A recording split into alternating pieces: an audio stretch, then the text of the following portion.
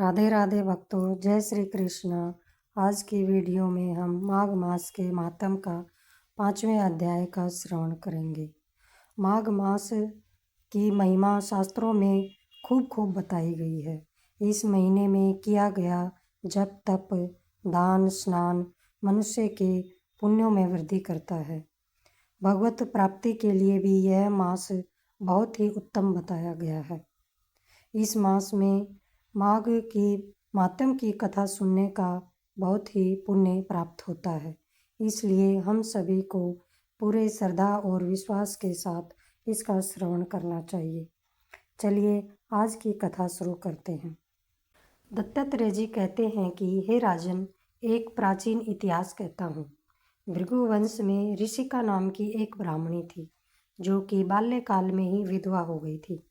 वह रेवा नदी के किनारे विंध्याचल पर्वत के नीचे तपस्या करने लगी। वह जितेंद्रिय, सत्यवक्ता, सुशील, दानशीलता तथा तप करके देह को सुखाने वाली थी। वह अग्नि में आहुति देकर उच्च वृत्ति के द्वारा छठे काल में भोजन करती थी।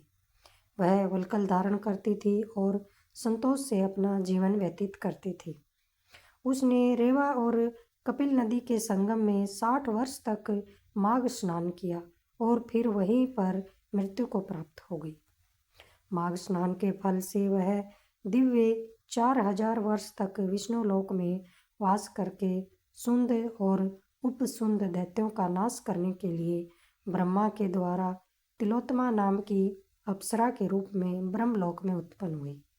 वह अत्यंत ही रूपवती, गान विद्या में अति प्रवीण तथा मुकुट कुंडल से शोभायमान थी। उसका रूप, यौवन और सौंदर्य देखकर ब्रह्मा भी चकित हो गए। वह तिलोत्तमा रेवा नदी के पवित्र जल में स्नान करके वन में बैठी थी। तब सुंद व उपसुंद के सैनिकों ने चंद्रमा के समान उस रूपवती को देखकर अपने राजा सुंद और उपसुंद से उसके रूप की शोभा का वर्णन किया और कहने लगे कि कामदेव को भी लज्जित करने वाली ऐसी परम सुंदरी स्त्री हमने कभी नहीं देखी। आप भी चल कर देखें।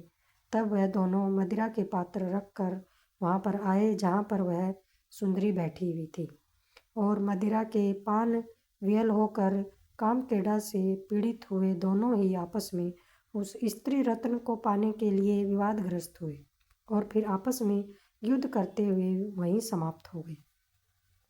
उन दोनों का मरा हुआ देखकर उनके सैनिकों ने बड़ा ही कोलाहल मचाया। तब तिलोत्तमा काल रात्रि के समान उनको पर्वत से गिराती हुई 10 दिशाओं को प्रकाशमान करती हुई आकाश में चली गई और देव कार्य सिद्ध करके ब्रह्मा के सामने आई। तो ब्रह्मा जी ने प्रसन्नता से कहा कि हे चंद्रवती, मैंने तुमको सूर्य के रथ पर स्थान दिया। जब तक आकाश में सूर्य स्थित है, नाना प्रकार के भोगों को भोगो। सो हे राजन, वह ब्राह्मणी अब भी सूर्य के रथ पर माघ मास स्नान के उत्तम भोगों को भोग रही है। इसलिए श्रद्धावान पुरुषों को उत्तम गति पाने के लिए यत्न के साथ माघ मास में विधि पूर्वक स्नान करना चाहिए और अपने जीवन को कृतार्थ बनाना चाहिए। यह कथा आप सबको कैसी लगी, आप सब मुझे कमेंट करके ज़रूर बताएं। राधे राधे।